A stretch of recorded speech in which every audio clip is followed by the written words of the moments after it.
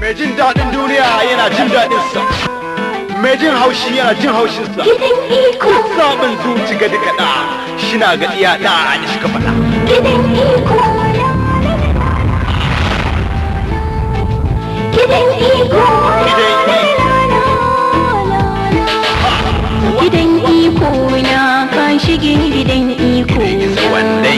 Don maka biko in ka wuce gidan iko na. Ina kira zo.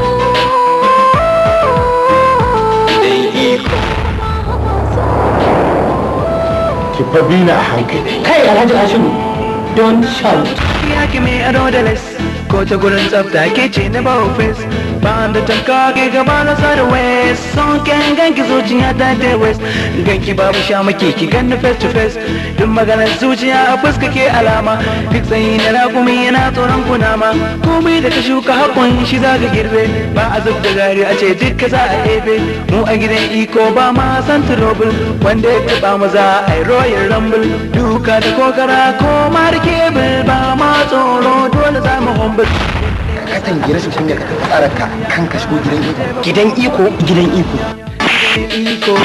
Gidan iko ka shige gidan iko wayo masoyina haba masoyina idan ka ce kana sona wai wasa ya ce yana kina ina kira zo zo zo ina kira zo.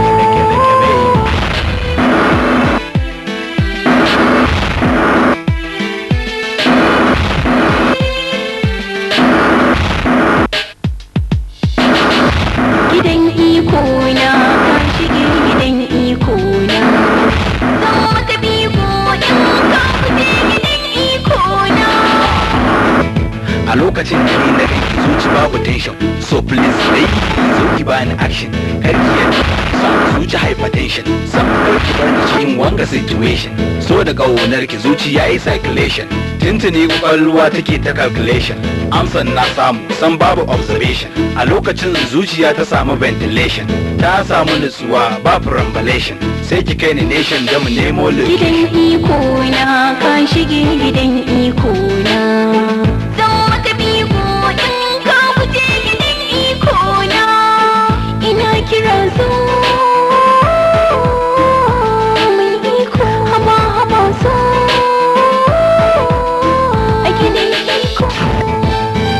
Ne masoyinki gani.